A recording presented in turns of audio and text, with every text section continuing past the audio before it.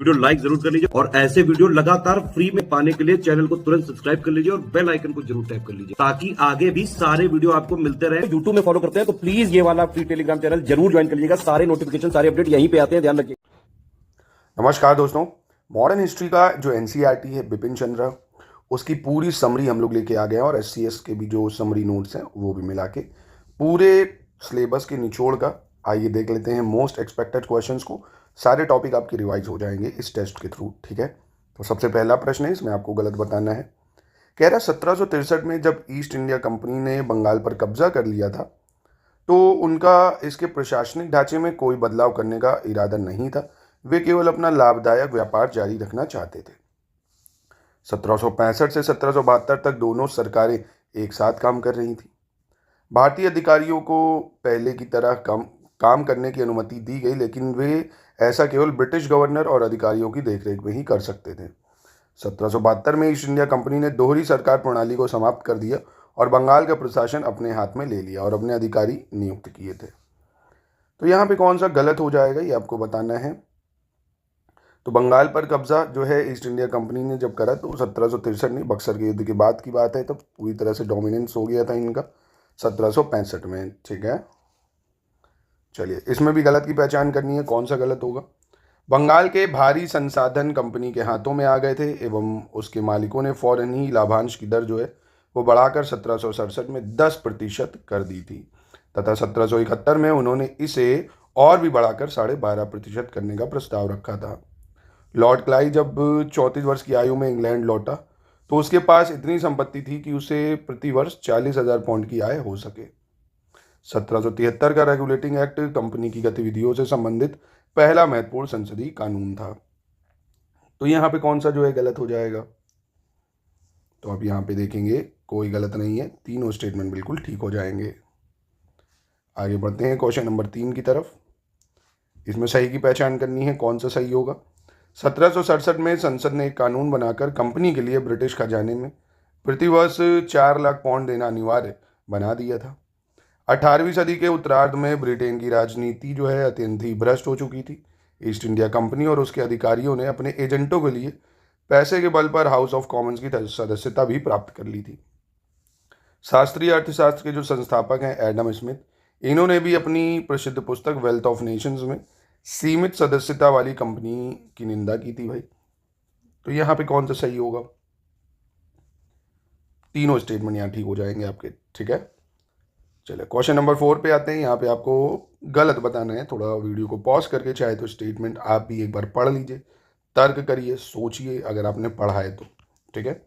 Regulating act 1773 जो है इसकी खामियां और ब्रिटिश राजनीति में उतार चढ़ाव के कारण 1784 में एक और कानून बनाना पड़ा जिसे पिट्स इंडिया एक्ट कहा जाता है। इस कानून के बल पर ब्रिटिश सरकार का कंपनी के मामलों तथा उसके भारतीय प्रशासन पर पूरा नियंत्रण स्थापित हो गया। उसने भारतीय मामलों की देखरेख के लिए 6 कमिश्नर नियुक्त किए थे और इसी को बोर्ड ऑफ कंट्रोल कहा जाता है। इसमें 2 कैबिनेट मंत्री भी शामिल थे। कोर्ट ऑफ डायरेक्टर्स और भारत सरकार के कार्यों का मार्गदर्शन और संचालन इसी बोर्ड ऑफ कंट्रोल को करना था। इस कानून ने बंबई और मद्रास प्रेसिडेंसियों को युद्ध, कूटनीति और राजस्व के मामलों में स्पष्ट शब्दों में ब्रिटिश भारत के अधीन कर दिया था। अब देखिए, ये टेस्ट लगाने का तरीका क्या है। पहले आप एनसीईआरटी अगर पढ़ रहे हैं तो विपिन चंद्रा को पहले पढ़िए, है ना। या एससीएस के समरी नोट्स आपके पास हैं, एससीएस के नोट्स पढ़िए, फिर अपना क्या है इस टेस्ट को लगाइए, फिर आप कर पाएंगे। फिर क्या होगा, आपका सिलेबस पूरा रिवाइज हो जाएगा, है ना। सिलेबस का पूरा निचोड़ रख देते हैं हम इसमें। तो यहाँ पे आप देखेंगे कौन सा गलत होगा। इसमें आप देखेंगे जो बम्बई मद्रास प्रेसिडेंसी थी वो भारत के अधीन नहीं, ये हो गई थी पूरी तरह से बंगाल के अधीन, है ना। बंगाल के अधीन कर दिया था इसको। चलो क्वेश्चन नंबर 5 पे आते हैं। इसमें गलत की पहचान करनी है। 1784 के पिट्स इंडिया एक्ट ने यह सामान्य ढांचा तो निर्धारित कर दिया जिसमें भारत सरकार 1857 तक चलाई गई थी और बाद में कानून में अनेक ऐसे महत्वपूर्ण परिवर्तन किए जिनसे कंपनी की शक्तियों और विशेष अधिकारों में धीरे धीरे कमी आई। 1786 में गवर्नर जनरल को यह अधिकार दे दिया गया था कि वह भारतीय साम्राज्य की शांति, सुरक्षा या उसके हितों को प्रभावित करने वाले महत्वपूर्ण प्रश्नों पर अपनी काउंसिल की राय को ठुकरा सके। 1813 के चार्टर एक्ट के अनुसार भारतीय व्यापार पर कंपनी का एक अधिकार जो है वो समाप्त हो गया और सभी ब्रिटिश नागरिकों को भारत के साथ व्यापार करने की छूट दे दी गई थी। कौन सा यहाँ पे इनकरेक्ट हो जाएगा? तो यहाँ कोई गलत नहीं है, तीनों स्टेटमेंट ठीक हो जाएंगे। चलिए 6 पे आते हैं। यहाँ सही बताना है आपको कौन सा होगा। 1833 की चार्टर अधिनियम के अनुसार भारत में अधिकारियों की नियुक्ति का जो अधिकार है वो ईस्ट इंडिया कंपनी के पास ही रहा था। चाय के व्यापार तथा चीन के साथ व्यापार पर कंपनी का एक अधिकार समाप्त कर दिया था। ईस्ट इंडिया कंपनी के सभी ऋण भारत सरकार ने अपने ऊपर ले लिए थे और बोर्ड ऑफ कंट्रोल के कड़े नियंत्रण में रहकर भारत में ईस्ट इंडिया कंपनी सरकार चलती रही थी, या ईस्ट इंडिया कंपनी सरकार चलाती रही थी। कौन सा यहाँ पे सही होगा? चार्टर एक्ट 1833 के पॉइंट सही। अब देखेंगे ये चारों पॉइंट बिल्कुल करेक्ट हो जाएंगे। 7 में आपको सही बताना है। भारत का जो रोजमर्रा का प्रशासन है 6000 मील दूर रहकर नहीं चलाया जा सकता, ना ही उस पर निगरानी रखी जा सकती है, इसलिए गवर्नर जनरल इन काउंसिल को सर्वोच्च अधिकार दे दिया था। गवर्नर जनरल को महत्वपूर्ण मुद्दों पर परिषद की राय को खारिज करने का भी अधिकार था, इसलिए अब वह भारत का वास्तविक और प्रभावी शासक बन गया और ब्रिटिश सरकार की देखरेख, नियंत्रण और मार्गदर्शन के तहत शासन करना शुरू कर दिया था। तो कौन सा यहाँ पे ठीक होगा? तो यहाँ पे भी दोनों स्टेटमेंट आपके सही हो जाएंगे। ठीक है, चलिए क्वेश्चन नंबर 8 देख लेते हैं। इसमें गलत की पहचान करनी है आपको। 1793 में गवर्नर जनरल लॉर्ड कॉर्नवालिस ने बंगाल सरकार के लिए 2 मुख्य उद्देश्य निर्धारित किए थे। ये उद्देश्य थे राजनीतिक सुरक्षा सुनिश्चित करना और भारत पर कब्जा करना, ईस्ट इंडिया कंपनी और ब्रिटिश राष्ट्र के लिए यथासंभव लाभदायक बनाना। 1600 से 1757 तक भारत में ईस्ट इंडिया कंपनी की भूमिका एक व्यापारिक निगम की थी जो भारत में सामान या कीमती धातुएं लाती थी। बदले में भारतीय सामान जैसे कपड़ा है, मसाले है, ये सब खरीदती थी और उन्हें विदेश में बेचती थी। भारतीय वस्तुओं के निर्यात को बढ़ाने और उनके उत्पादन को प्रोत्साहित करने के लिए भारतीय शासकों ने भारत में कंपनी द्वारा कारखानों की स्थापना को न केवल सहन किया बल्कि प्रोत्साहित भी किया। तो यहाँ पे कौन सा गलत है? तो यहाँ आप देखेंगे कोई गलत नहीं है। ठीक है, चलिए 9 पे आ जाते हैं। कौन सा गलत है बताना है। प्रसिद्ध उपन्यास रॉबिन्सन क्रूसो के लेखक डेनियन डीफो की शिकायत थी कि भारतीय वस्त्र हमारे घरों, हमारे कलों का कला मतलब यहाँ कर लो कला है ना, हमारी कला तथा हमारे जो श्यान नगर है उसमें भी प्रवेश कर चुके हैं। पर्दे, गद्दे, कुर्सियाँ और अंत में हमारे बिस्तर भी मलमल या भारतीय वस्तुओं के अलावा कुछ नहीं रहते, है ना। यानी Daniel Defoe, author the famous novel Robinson Crusoe, had complained that Indian textile have entered our houses, our rooms, even our bedrooms, curtains, mattresses, chairs, and finally our beds are nothing but muslin or Indian stuff. भारतीय वस्तुओं के निर्यात को बढ़ाने और उनके उत्पादन को प्रोत्साहित करने के लिए भारतीय शासकों ने भारत में कंपनी द्वारा कारखानों की स्थापना को न केवल सहन किया बल्कि प्रोत्साहित भी किया। 1720 तक छापेदार या रंगे सूती वस्त्रों के व्यापार को प्रतिबंधित करने वाले कानून पारित कर दिए गए थे। तो यहाँ कौन सा गलत है भाई? तो यहाँ कोई गलत नहीं है। आगे बढ़ते हैं। क्वेश्चन नंबर 10 में गलत बताना है भाई। सादे वस्त्रों के आयात पर भारी शुल्क लगा दिया गया और हॉलैंड को छोड़कर अन्य यूरोपीय देशों ने या तो भारतीय वस्त्रों के आयात पर प्रतिबंध लगा दिया या उन पर भारी आयात शुल्क लगा दिया। लेकिन इन कानूनों के बावजूद भारत के रेशम और सूती वस्त्र 18वीं शताब्दी के मध्य तक विदेशी बाजारों में लोकप्रिय बने रहे थे। 1760 में एक महिला पर आयातित रुमाल रखने के लिए 200 पाउंड का जुर्माना भी लगाया गया था। 1757 में प्लासी की लड़ाई के बाद बंगाल पर अपने राजनीतिक नियंत्रण के साथ कंपनी अब भारतीय व्यापार और उत्पादन पर एकाधिकार नियंत्रण स्थापित कर सकती थी और अपने भारतीय व्यापार का विस्तार कर सकती थी। तो यहाँ कौन सा गलत है? तो यहाँ आप देखेंगे कोई गलत नहीं होगा। क्वेश्चन नंबर 11 पे आ जाते हैं। यहाँ गलत की पहचान करनी है। भारतीय हस्तशिल्प को असली झटका 1813 के बाद लगा, जब इसने न केवल विदेशी बाजार खो दिए बल्कि भारतीय बाजार में भी इसके लिए कोई जगह नहीं बची। 1757 में प्लासी की लड़ाई के बाद बंगाल पर अपने राजनीतिक नियंत्रण के साथ कंपनी अब भारतीय व्यापार और उत्पादन पर एकाधिकार नियंत्रण स्थापित कर सकती थी और अपने भारतीय व्यापार का विस्तार कर सकती थी। 1750 से 51 में भारतीय कारखानेदारों ने ब्रिटेन को 15 लाख पाउंड का भारतीय माल निर्यात किया था। कौन सा यहाँ पे गलत है? तो यहाँ कोई गलत नहीं होगा। चलिए 12 पे आते हैं। यहाँ पे गलत बताना है आपको। ब्रिटेन की औद्योगिक क्रांति का जो प्रमुख वाहक था वो भारत का सूती वस्त्र उद्योग था। 1740 के बाद ब्रिटेन की जनसंख्या तेजी से बढ़ी थी एवं 1780 के बाद 50 वर्षों में यह दोगुनी हो गई थी। औद्योगिक क्रांति के कारण ब्रिटेन का तेजी से शहरीकरण हो गया था और अधिक से अधिक लोग कारखानों वाले शहरों में बसने लगे थे। 1750 में ब्रिटेन जो है वो 50,000 से अधिक आबादी वाले केवल 2 शहर थे, जबकि 1851 में इनकी संख्या बढ़कर 19 हो गई थी। तो यहाँ पे कौन सा गलत है भाई? तो यहाँ आप देखेंगे 1851 में इनकी संख्या बढ़कर 29 हो गई थी, 19 नहीं, ये गलत हो जाएगा। ठीक है, चलो अगला देख लेते हैं। गलत बताना है 13 में। 1769 में ब्रिटिश उद्योगपतियों ने एक कानून बनवाकर ईस्ट इंडिया कंपनी को इस बात के लिए बाध्य कर दिया था कि वह प्रतिवर्ष 3,80,000 पाउंड से अधिक मूल्य वाले ब्रिटिश कारखानों के माल का निर्यात करे।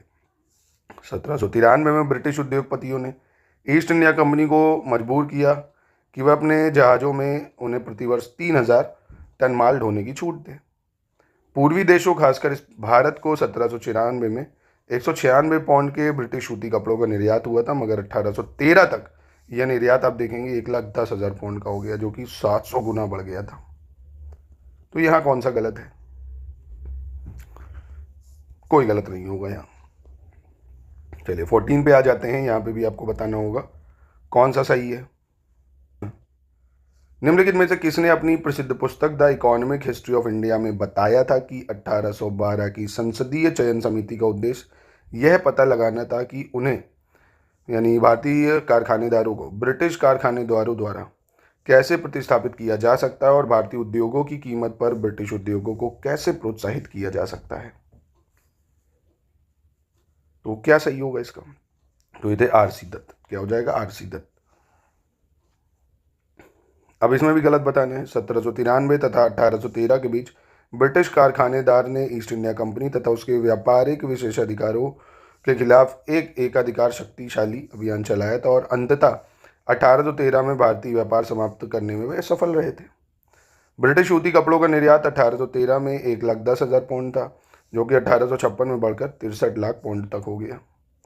1824 में भारत के मोटे सूती कपड़ों पर आयात शुल्क की जो दर है वो 67.5% तथा भारतीय मलमल पर 37.5% थी। बताइए यहाँ पे कौन सा गलत है? तो यहाँ कोई गलत नहीं है। चलिए अगला देख लेते हैं। इसमें भी गलत बताना है आपको। अंग्रेजों ने चीन में भारतीय अफीम की बिक्री को भी प्रोत्साहन दिया था और ऐसे समय में जबकि चीनियों ने अफीम के जहरीले तथा हानिकारक गुणों के कारण अफीम पर प्रतिबंध भी लगा दिया था। 19वीं सदी के अंत तक भारत का जो निर्यात है मुख्यतः कच्चे कपास, जूट और रेशम, तिलहन, गेहूं, खाल, चमड़ा, नील और चाय तक सीमित था।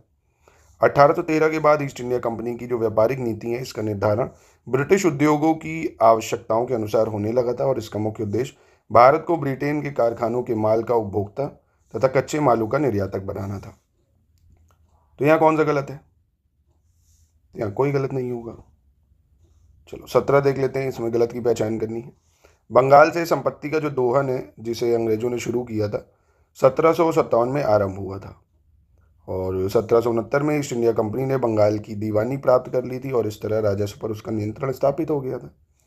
1765 से 1770 के बीच ईस्ट इंडिया कंपनी ने मालों के रूप में लगभग 40 लाख पाउंड का धन बाहर भेजा, जो बंगाल मात्र के राजस्व का लगभग 33% था। 18वीं सदी के अंत तक भारत की जो राष्ट्रीय आय है इसका लगभग 9% बाहर भेजा जा रहा था। तो इसमें कौन सा जो है गलत हो जाएगा भाई? तो आप देखेंगे यहाँ पे ऑप्शन बी गलत है। 1769 नहीं 1765 जो है इसमें ईस्ट इंडिया कंपनी ने बंगाल की दीवानी प्राप्त कर ली थी। 18 देखते हैं। इसमें गलत की पहचान करनी है आपको। कलकत्ता से दिल्ली तक ग्रैंड ट्रंक रोड पर 1839 में काम आरंभ हुआ था और 1850 के दशक में पूरा हुआ था। जॉर्ज स्टीवेंसन का बनाया पहला रेल इंजन इंग्लैंड में 1814 में पटरियों पर चलाया गया था और वहाँ 1830 तथा 1840 के दशकों में रेल का तेजी से विकास हुआ। भारत में रेलवे जो लाइन है वो बिछाने का पहला सुझाव 1831 में मद्रास में आया था और भारत में भाप से चलने वाली रेलों का पहला प्रस्ताव 1838 में इंग्लैंड में रखा गया था। तो यहाँ पे कौन सा गलत है? तो यहाँ पे आप देखेंगे ये ऑप्शन डी गलत है। भारत में जो भाप से चलने वाली रेलों का प्रस्ताव 1834 में रखा गया था, है ना। देखिए, अंग्रेजों के आने का फ़ायदा तो था ही यार। ये जो ग्रैंड टंग यानी जीटी रोड्स हैं, रेलवेज़ हैं, संचार है, ये सब देखो कितना डेवलप है। नहीं तो आज भी अब देख तो रहे हो भारत में क्या चल रहा है, यही पहले भी चलता। अब हमारे इनोवेशन के नाम पे हमारे पास क्या है? कुछ नहीं। नाम करना चाहते हैं क्योंकि हम इतना अंधविश्वासी हैं हर चीज़ में। मंगल को ये ना करो, सोमवार को ये ना करो, बृहस्पति को ये ना करो, उसी में ही जूझे रहते हैं। तो कैसे फिर चीज़ें हो पाएंगी? और फिर बताते हैं सारे सीईओ इंडियन है। अरे भाई, वो इंडियन ओरिजिन है ना, वो तो अब चले गए, उस देश की नागरिकता ले लिए। तो ये क्या बात हुई? ऐसे तो फिर कहते हैं कि सारे आतंकवादी भी इंडियन है, क्योंकि जो पाकिस्तानी है वो भी तो पहले इंडियन ही थे ना। ये क्या लॉजिक है? मतलब इलॉजिकल बात करता है। चलो क्वेश्चन नंबर 19 देखते हैं, इसमें सही की पहचान करनी है। बम्बई और ठाणे के बीच पहले रेल लाइन जो है यातायात के लिए 1853 में खोल दी गई थी। 1849 में भारत का गवर्नर जनरल बनने वाले लॉर्ड डलहौजी यहाँ तेजी से रेल लाइन बिछाने के विचार का पक्का समर्थक था।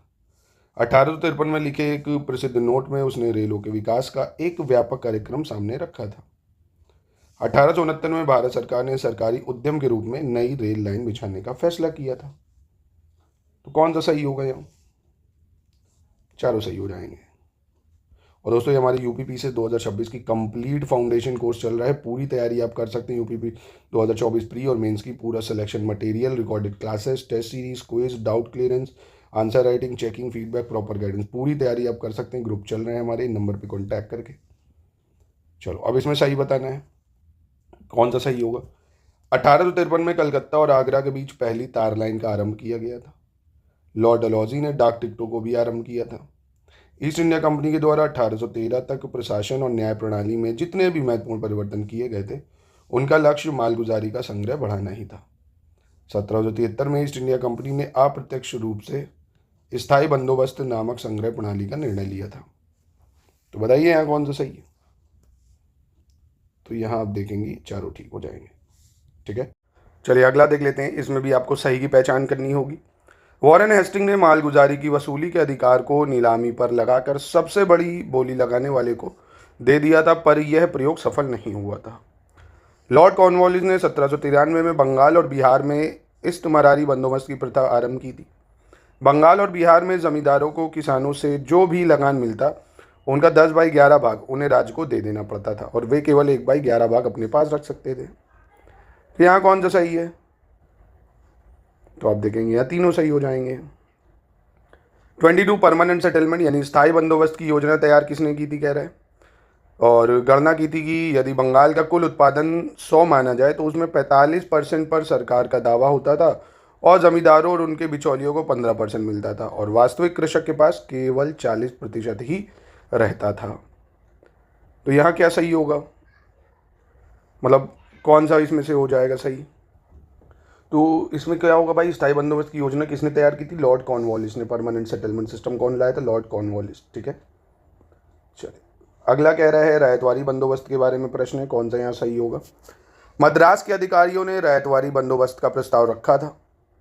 इस प्रथा में काश्तकार जमीन के जिस टुकड़े को जोतता बोता था उसका मालिक मान लिया जाता था और शर्त यह थी कि वह उस जमीन की मालगुजारी देता रहे। मुनरो का कहना था कि यह वह प्रथा है जो भारत में हमेशा ही रही है। अंततः 19वीं सदी के आरंभ में मद्रास और बम्बई प्रेसिडेंसियों के कुछ भागों में रैयतवारी बंदोबस्त लागू किया गया था। तो कौन सा यहाँ ठीक होगा? तो आप देखेंगे चारों स्टेटमेंट यहाँ सही हो जाएंगे। 24 पे आते हैं माहलवारी प्रथा के बारे में। तो आपका देखो रैयतवारी भी तैयार, माहलवारी भी आ गई। गंगा के दोआब में पश्चिमोत्तर प्रांत में, मध्य भारत के कुछ भागों में और पंजाब में जमींदारी प्रथा का एक संशोधित रूप लागू किया गया जिसे माहलवारी प्रथा कहा जाता है।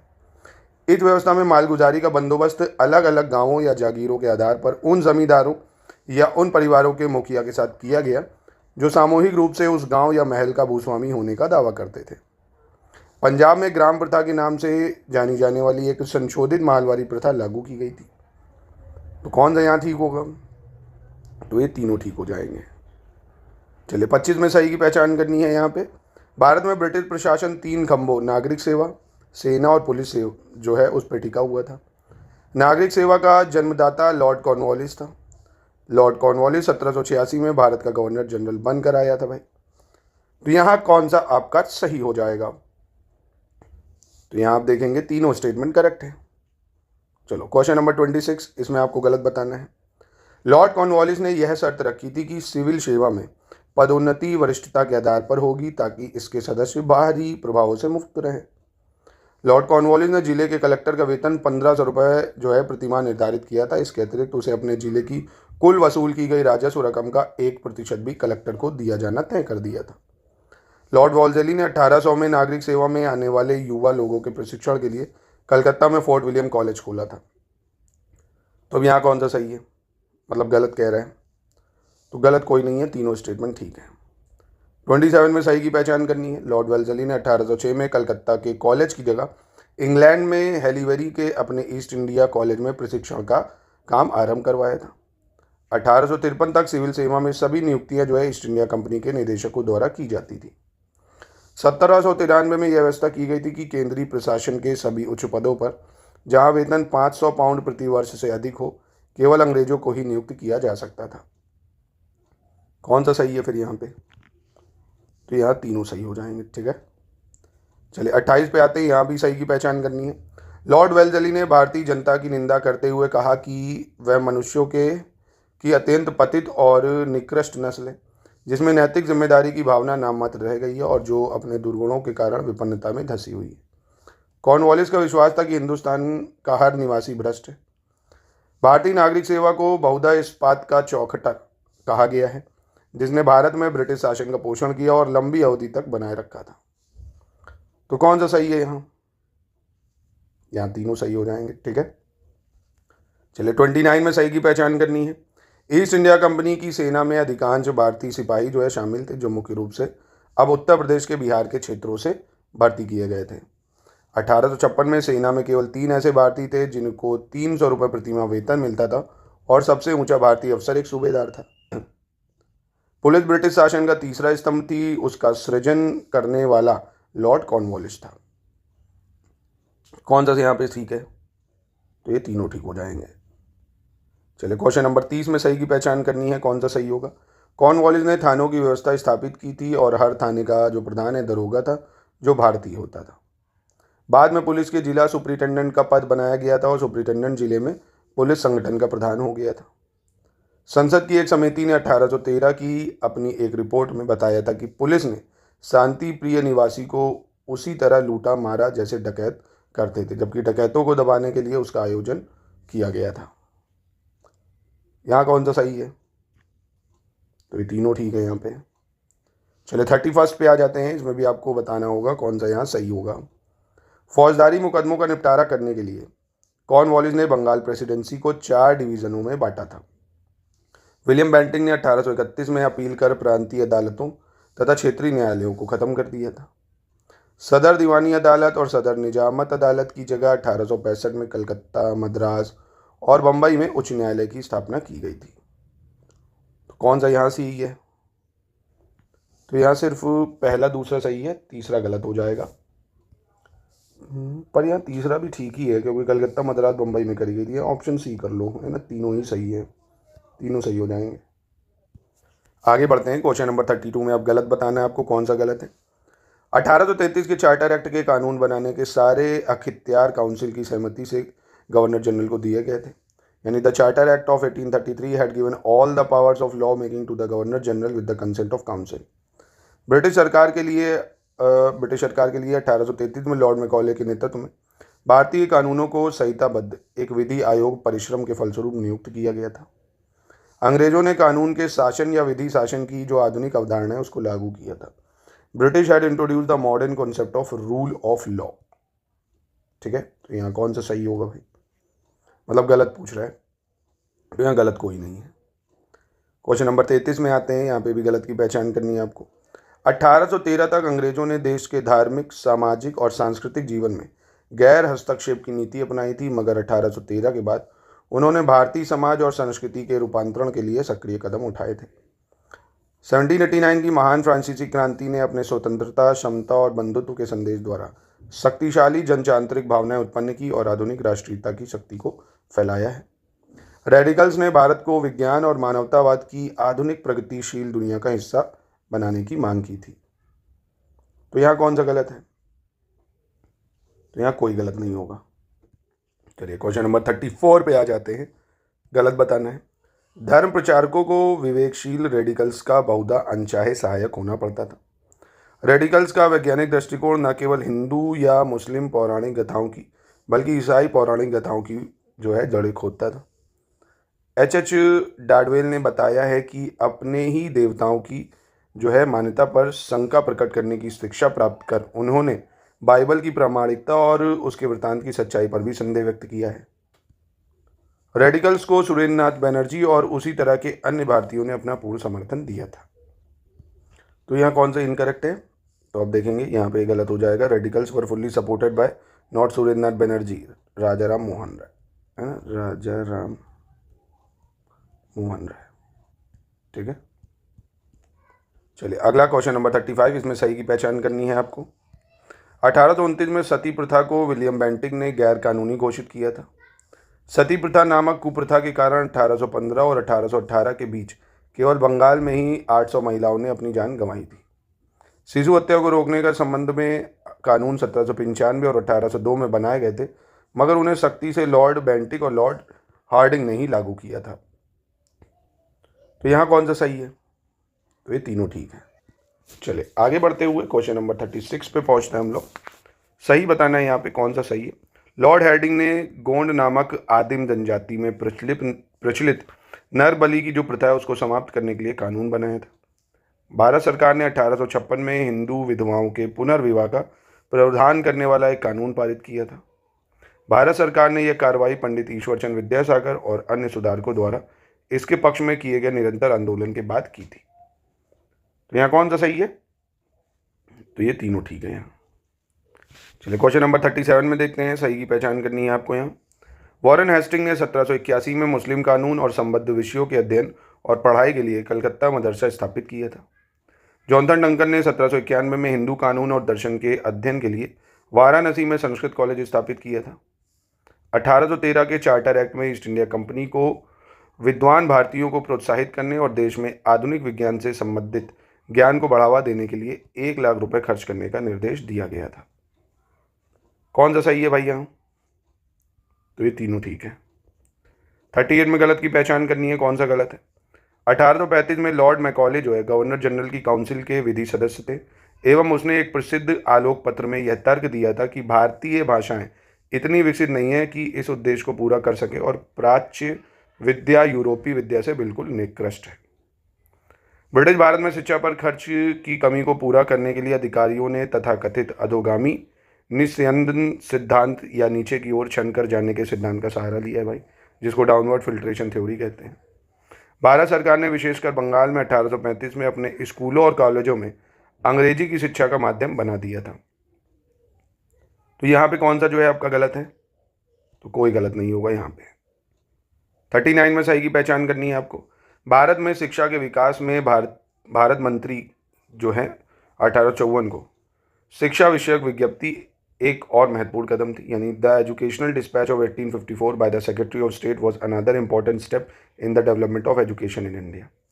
सभी प्रांतों में शिक्षा विभाग बने और 1857 में कलकत्ता, बम्बई और मद्रास में संबद्धकारी विश्वविद्यालयों की स्थापना हुई थी।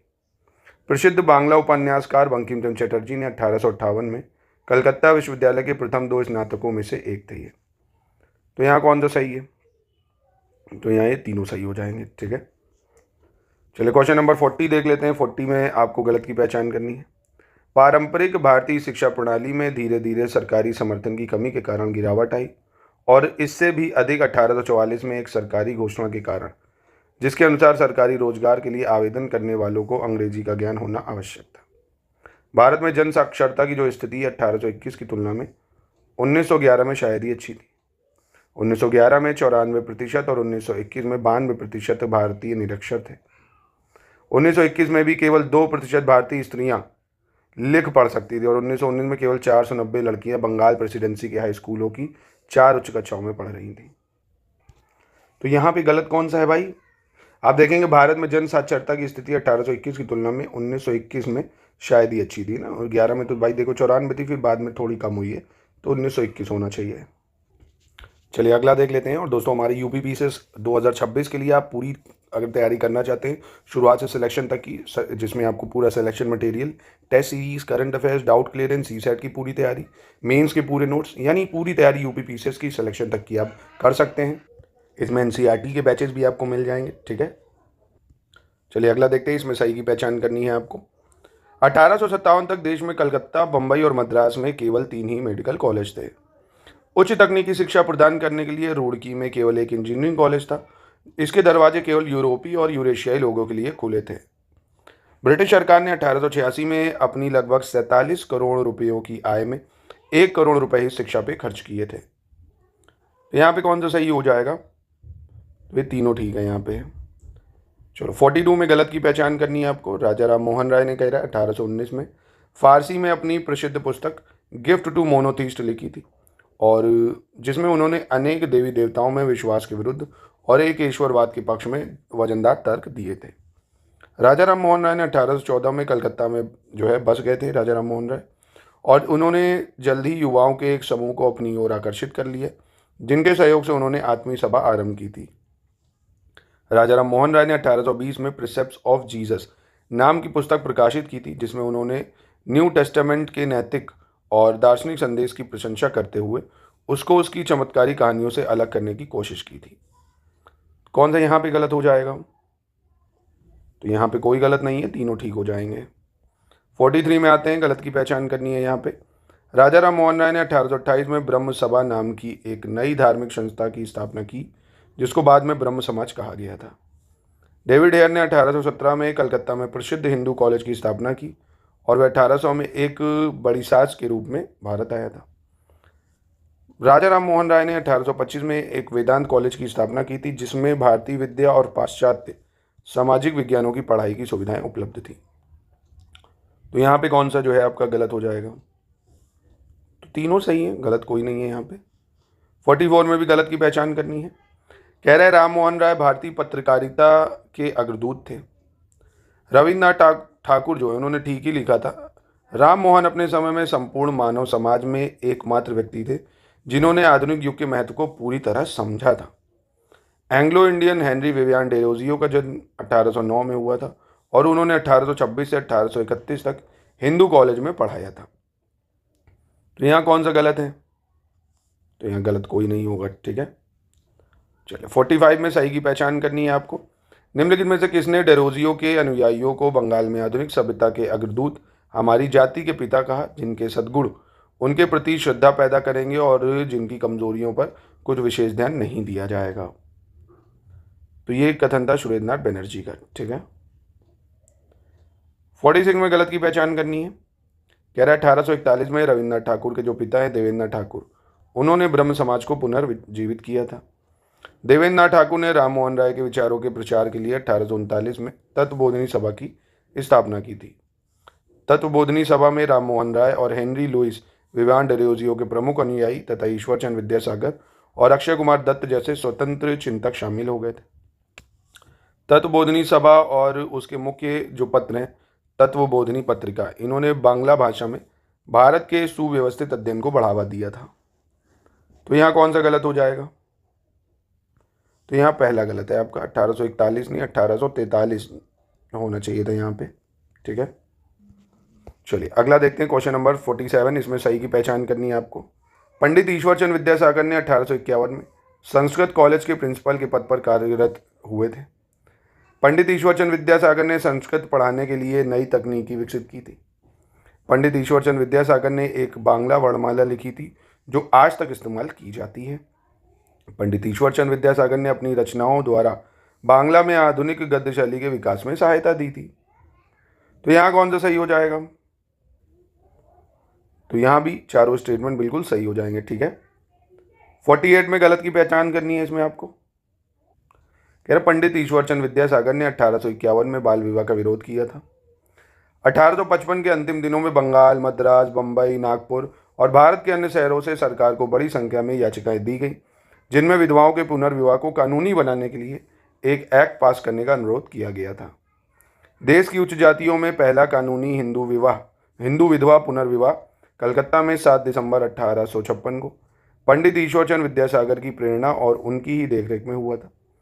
पंडित ईश्वरचंद विद्यासागर के प्रयासों से 1855 और 1860 के बीच 25 विधवा पुनर्विवाह हुए थे।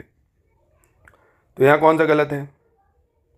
तो आप देखेंगे पंडित ईश्वरचंद विद्यासागर, इन्होंने 1850 में बाल विवाह का विरोध शुरू किया था।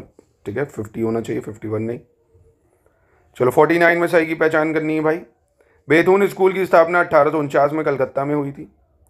लड़कियों को आधुनिक शिक्षा देने की दिशा में सबसे पहले 1821 में ईसाई धर्म प्रचारकों ने कदम उठाए थे। 1818 में ही बंगाल प्रभावशाली ब्रिटिश शासन के अंतर्गत आ गया था और बम्बई के बाल शास्त्री जाम्बेकर प्रथम ने 1832 में दर्पण नाम के एक साप्ताहिक पत्र का प्रकाशन आरंभ किया था। तो कौन सा यहाँ ठीक हो जाएगा? तो ये चारों ठीक हो जाएंगे। चलिए अंतिम प्रश्न देख लेते हैं, इसमें सही की पहचान करनी होगी आपको, कौन सा यहाँ सही हो जाएगा, सही बताना है। 1849 में महाराष्ट्र में परमहंस मंडली की स्थापना की गई थी। इसके संस्थापक आस्तिक थे।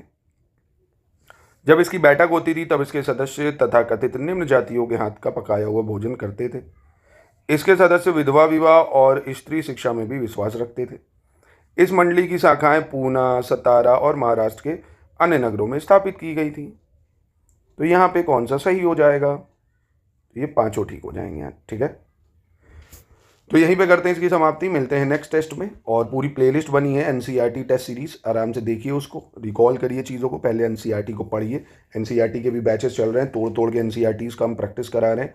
एनसीईआरटी पढ़ाएंगे और उसके बाद उसको ब्रीफ करेंगे, उसमें आपको पीवाईक्यूज़ के साथ साथ जो एनसीईआरटी के मोस्ट इंपॉर्टेंट एमसीक्यूज़ हैं उनकी भी प्रैक्टिस करवाएंगे, है ना। ये आपको हमारी ऐप पे भी मिल जाएगा, स्टडी फॉर सिविल सर्विसेज की ऐप पे।